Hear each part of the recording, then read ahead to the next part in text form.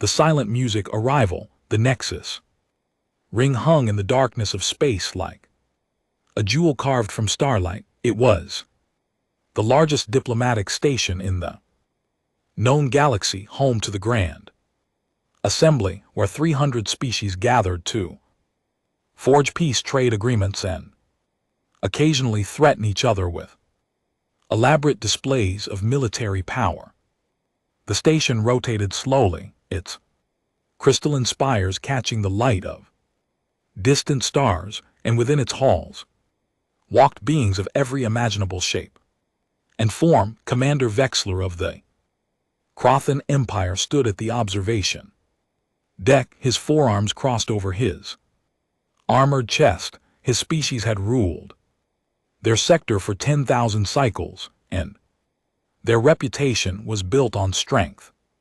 Every Crothan warrior wore combat armor, even in diplomatic settings, and their weapons were works of art designed to kill efficiently while looking magnificent. Vexar watched the incoming shuttles with his triple-eyed gaze, counting the delegations as they arrived. The Zephyron came first, their insectoid forms clicking and chittering as they marched in perfect military formation. Each warrior carried plasma lances that hummed with barely contained energy. Next came the Voltari, floating in their gravity spheres, their crystalline bodies refracting light into rainbow patterns. They needed no visible weapons because their bodies could generate electromagnetic pulses strong enough to shut down any technology or nervous system within 50 m.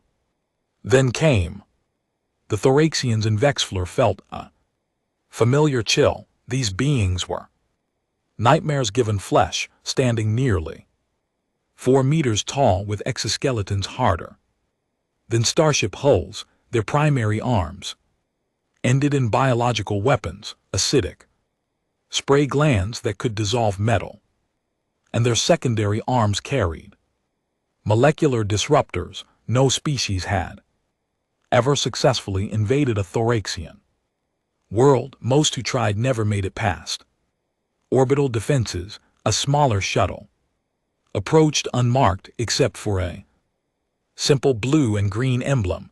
Vexar accessed his data feed, and his mandibles clicked in something like amusement. The humans had arrived.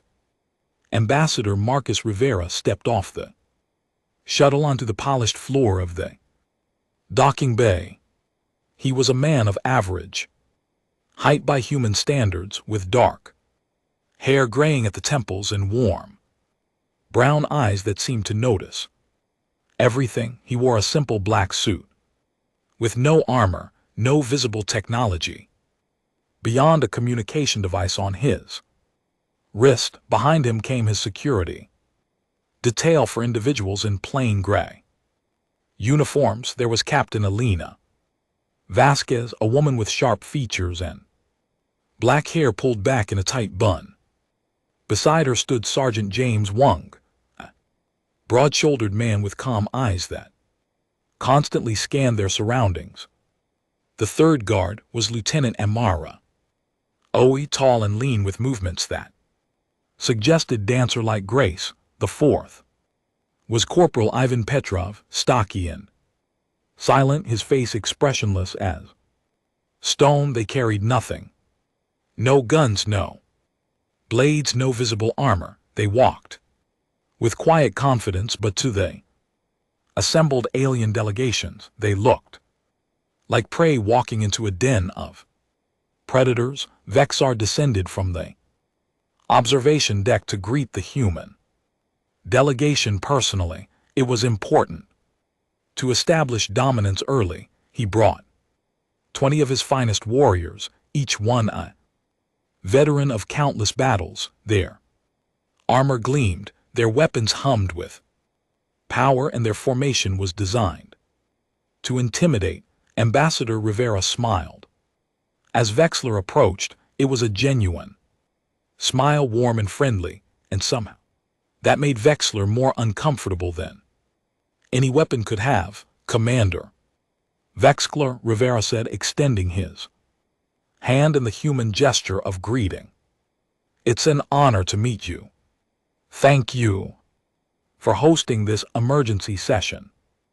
Vexler ignored the outstretched hand. He towered over the human, his forearms spreading wide in a display meant to show his physical superiority.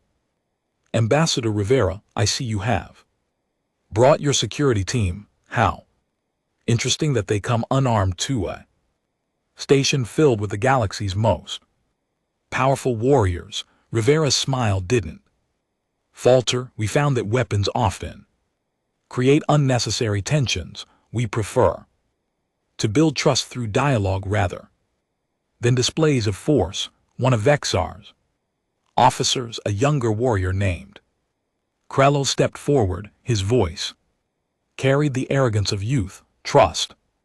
Ambassador, this galaxy respects only strength. Your people request protection for your colonies, yet you cannot even protect your own diplomats. How do you expect us to take you seriously, Captain?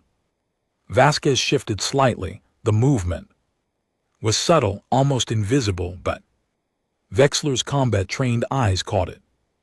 Her weight had redistributed, her stance had changed, and suddenly she looked less like an escort and more like something coiled and ready. Her eyes met Krell's, and the young warrior actually took a step backward before he could stop himself. We take security very seriously, officer, Vasquez said softly. Her voice was calm, almost gentle, but there was something underneath it that made Vexler's instinct scream danger. We simply have a different approach than most species. The moment passed. Vasquez relaxed her stance and Krello laughed nervously, trying to cover his involuntary retreat. But Vexar had seen it, and he filed the information away for later analysis. Human delegation was escorted through the Nexus Ring's grand corridors. Other species watched them pass with various degrees of interest and contempt. The Zephyron clicked their mandibles in what passed for laughter among their kind. The Voltaire's crystalline bodies pulsed with colors that indicated amusement. Even the normally stoic Thoraxians seemed to regard the humans with something approaching pity. In a private chamber overlooking the main assembly hall, 3 of the galaxy's most powerful leaders gathered. Vexler represented the Crothan Empire. Beside him floated ethereal mindwaver Saltera of the Voltaire consciousness, her crystalline form shimmering with inner light. The third was Warp Prime Corax of the Thoraxian Dominion, his massive form barely fitting through the doorway. The humans request protection.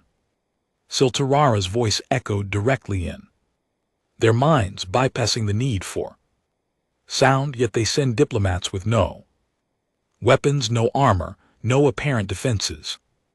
Are they fools, or do they know something we do not? Corax's acidic spray glands flexed reflexively. Their military records show scattered defeats and minor victories, nothing impressive.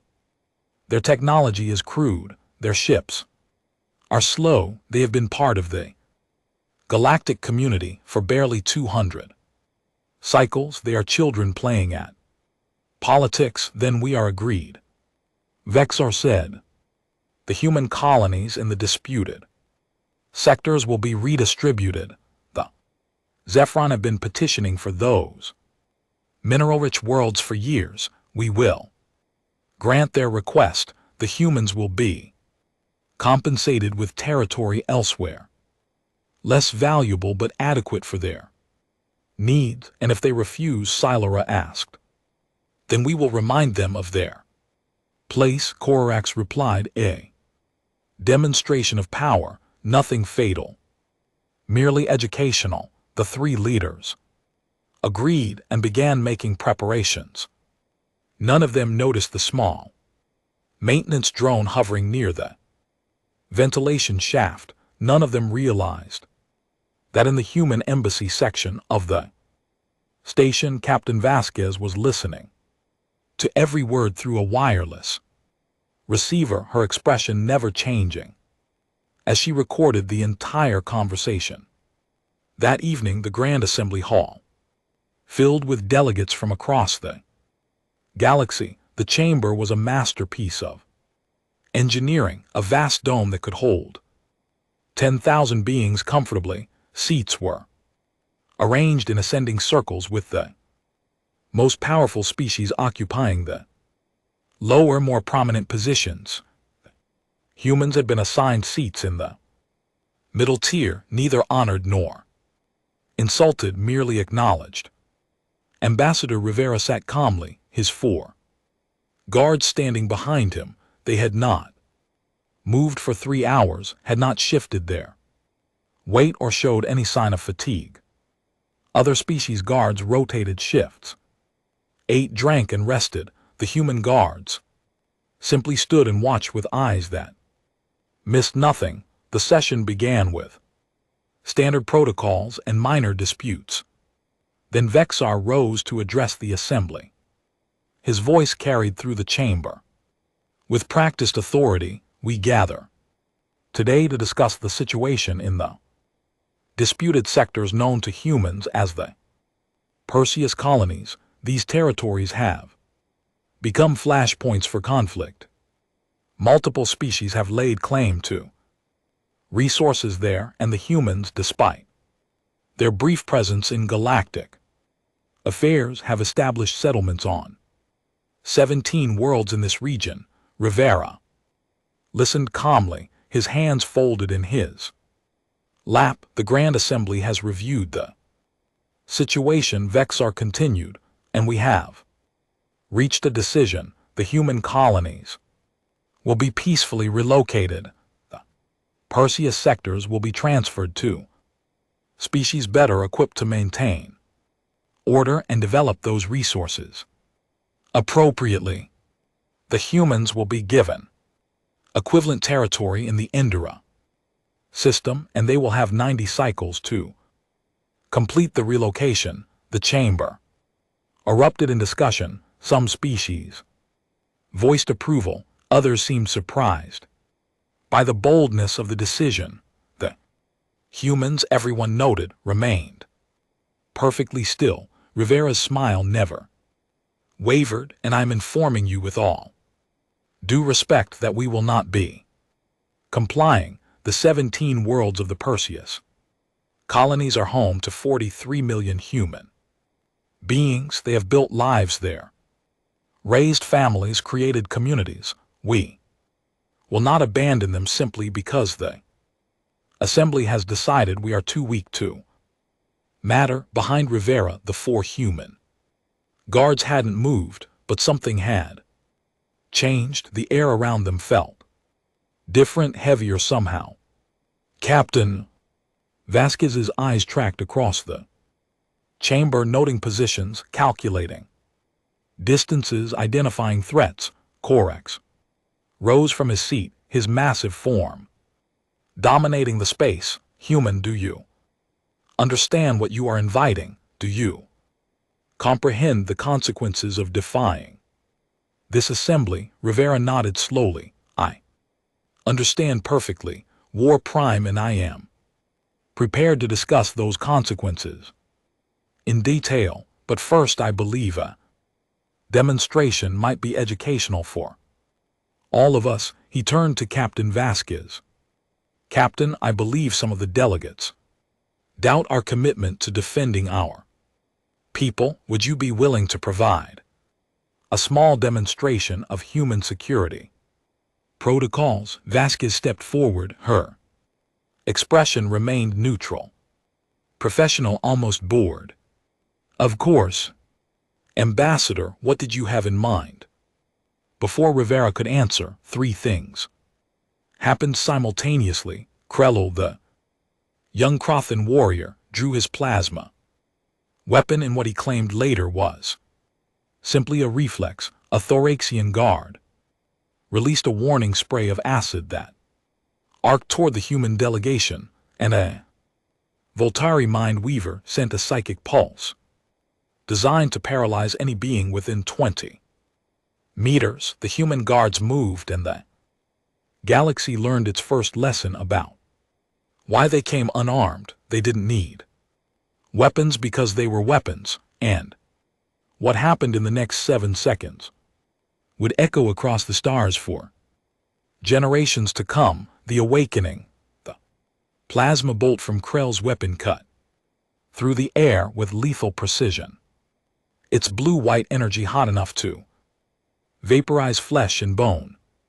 The thorax's acid spray followed a split second later, droplets of molecular destroying liquid that could eat through starship halls. The Voltari's psychic pulse expanded outward like an invisible wave, designed to shut down neural functions and leave victims helpless and screaming. The human guards moved. Lieutenant Amaro Oe was closest to Krell. She didn't run from the plasma bolt. She moved toward it, her body twisting at an angle that seemed to defy physics. The bolt passed so close to her shoulder that it burned through her uniform, leaving a black scorch mark, but missing flesh by millimeters. Before Krell could adjust his aim, Oe closed the distance between them. Her hand struck his wrist with surgical precision, hitting a nerve cluster that made his four-fingered grip spasm open. The plasma weapon clattered to the floor. Krell was a trained Krathan warrior veteran of 30 campaigns. He had 4 arms to her too, and he outweighed her by 60 kg. He swung with his lower left arm, a blow that should have shattered her ribs. Oe wasn't there. She had dropped below his strike, and her legs swept out in a movement so fast it blurred. Krell's legs, built to support his massive frame, were suddenly no longer beneath him. He crashed to the ground with an impact that shook the floor. Before he could rise, Oe's knee pressed against his primary breathing tube, not hard enough to crush, but hard enough to make breathing difficult. Her hand rested lightly on his throat, and Krell suddenly understood that she knew exactly where to press to end his life. The realization froze him more effectively than any weapon. Stay down, Oe said quietly. Her voice carried no anger, no triumph, just calm instruction. Please. The Thoraxians' acid spray was handled by Sergeant James Wang, where Oe had moved with fluid grace. Wang moved with calculated efficiency. He grabbed a ceremonial shield from a nearby Zephyron honor guard. The warrior, too shocked to resist. The shield, designed purely for display, suddenly became a tool. Wang angled it so the acid spray hit the polished surface and deflected upward, splashing harmlessly against the chamber's reinforced ceiling. The Thoraxian guard, a warrior named Thraxus, charged forward. His massive form should have been unstoppable. Wang planted the shield base against the floor and braced himself when Thraxus hit the shield, expecting to crush both it and the human behind it. Wang used the Thoraxian's own momentum against him. He twisted, redirecting the force, and Thraxus stumbled past him. Off balance, Wang moved in during that moment of vulnerability. His fist struck the joint where the Thoraxian's exoskeleton plates connected at the knee. It was one of the few weak points in their otherwise impenetrable armor. Gap no larger than a finger width. Strike was perfect. Thrax's leg buckled and the massive warrior crashed down. Wang pressed his advantage, applying pressure to another joint at the base of Thraxus's neck. a spot that controlled the acidic spray glands. The thoracian froze, realizing that one wrong move would cause one to trigger an involuntary release that would spray acid in every direction, including onto Thraxus himself. I'd recommend staying very still, Wang said calmly. Your glands are extremely sensitive right now. The Voltari's psychic attack was perhaps the most interesting. Corporal Ivan Petrov stood directly in the path of the mental assault. The pulse hit him with enough force to drop 100 beings. Petrov's face twitched slightly. His jaw clenched, and then he smiled. It was not a friendly smile. Mindwa Weaver Silterra, who had unleashed the attack, suddenly felt something she had never experienced in 300 cycles of life: fear. Touching Petro and LT Unk and GT's mind was like touching fire. Human consciousness was not organized like other species. It was chaotic, layered, protected by barriers that had evolved over millions of years. On a world where mental discipline meant survival, Petrov walked forward through the psychic assault as if pushing through a strong wind. Each step was deliberate, measured. Silterra increased the power of her attack, pouring energy into the pulse until other species in the chamber were crying out in pain. Petrov kept walking. When he reached the Voltari delegation's position, he stopped 3 m away, close enough to make his point, far enough to not be overtly threatening. He looked at Silara's crystalline form and spoke in a voice that somehow carried both gentleness and absolute certainty. You're in my head right now, so you can feel the truth of what I'm about to say. Push harder and I will push back. Human minds are not like yours. We evolved on a world where weakness meant death. Our thoughts are weapons too. You really don't want to find out what happens when we stop defending and start attacking. Silterra withdrew her psychic assault. Immediately, the relief in the chamber was palpable as the mental pressure vanished. But the Voltari mindwaver's crystalline body was pulsing with colors that indicated deep distress. She had touched something in the human mind that terrified her, something old and hungry and absolutely relentless. Captain Elena Vasquez had moved to shield Ambassador Rivera, though the ambassador had never shown any sign of fear or concern. She stood with her back to him, her eyes tracking every thread in the chamber. When the immediate attacks had been neutralized by her team, she allowed herself a small, satisfied smile.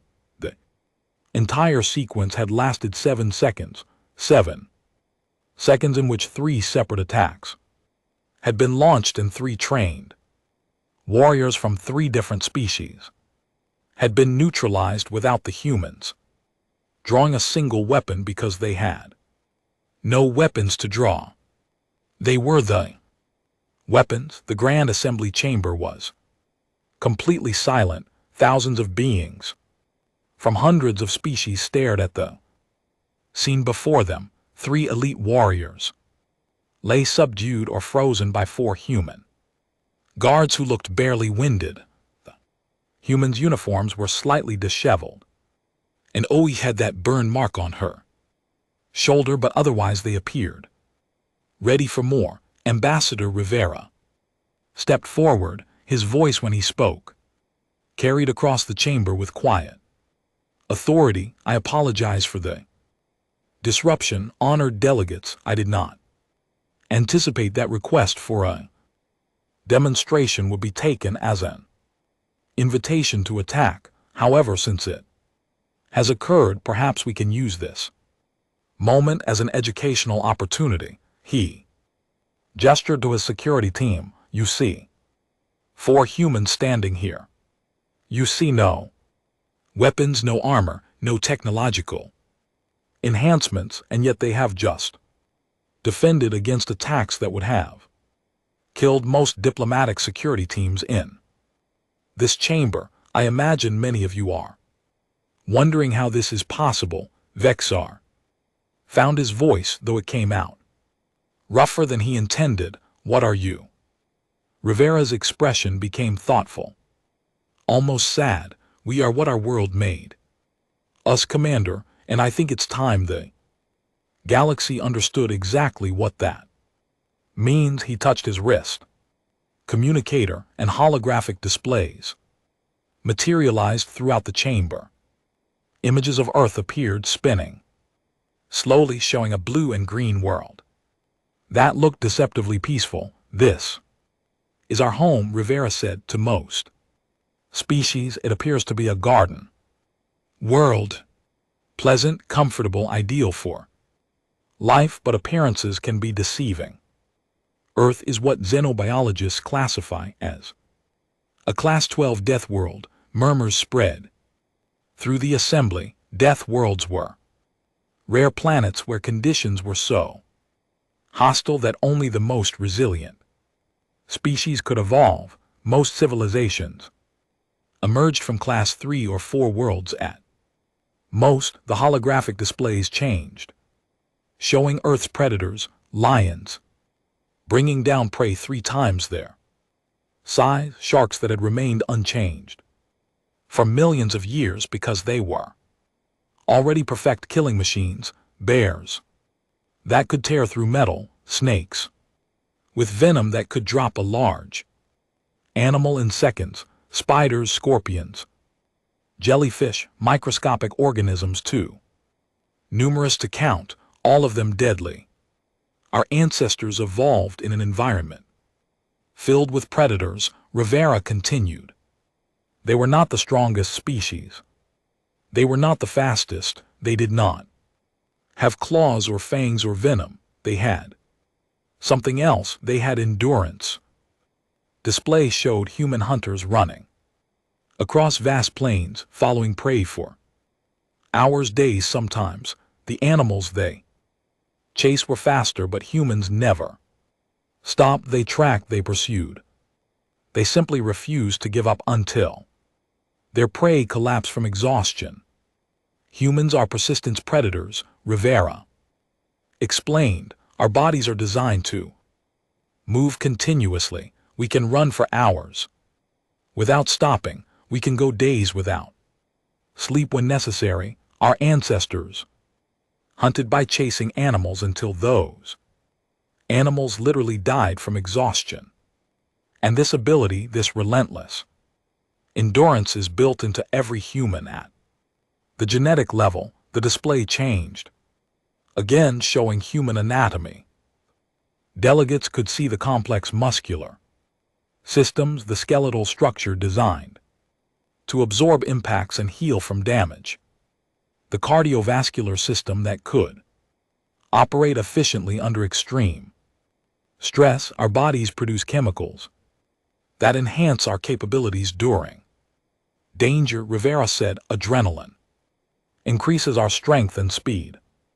Endorphins block pain. Cortisol sharpens our focus. When a human faces a threat, our entire physiology shifts into what we call fight or flight mode, except humans rarely choose flight. Warp Prime Korak spoke up, his voice carrying a note of something that might have been respect. You are saying your entire species evolved to be warriors? No, Rivera replied. We evolved to be survivors, but the skills required for survival on Earth translate very well to combat. Our history is filled with conflict because we competed with each other for resources, for territory, for ideological supremacy. We have been fighting for our entire existence, not because we enjoy it, but because our world taught us that those who don't fight don't survive. The holographic displays now showed human history, wars spanning thousands of years. The delegates watched in growing horror as The numbers appeared, casualties from conflicts that had claimed millions of lives the humans had been fighting each other with increasing sophistication for as long as they had records. We have studied warfare for 10,000 years. Rivera said quietly, we have developed hundreds of martial arts, each one designed to help unarmed humans defeat armed opponents or other predators. Every human child learns basic self-defense as part of their education. Not because we are violent by nature, but because our culture remembers what it took to survive on Earth. Mindwa. Weaver Siltera's voice echoed in the minds of everyone present. Your minds are different too. When I touched the human consciousness, I felt something I have never encountered. Your thoughts do not surrender. That's correct, Rivera acknowledged. Human psychology evolved to handle extreme stress. We experience fear like other species, but we have learned to function despite it. Our soldiers are security personnel. They train to remain calm and effective even when facing death. This is not exceptional for humans. This is standard. He paused, letting the information sink in. Around the chamber, delegates were accessing their data systems, pulling up information on humanity that suddenly made terrifying sense. The records of conflicts where humans had won against superior numbers.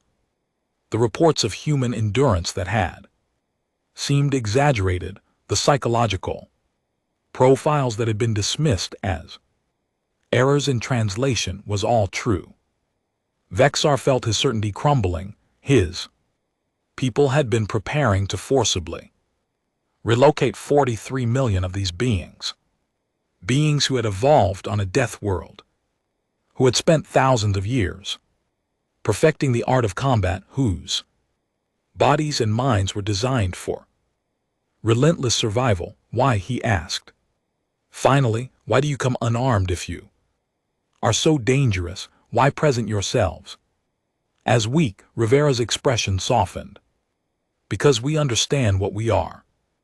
Commander, we know our capacity for violence because we have spent most of our history experiencing it. We have fought wars that devastated entire continents. We have created weapons capable of destroying our own planet.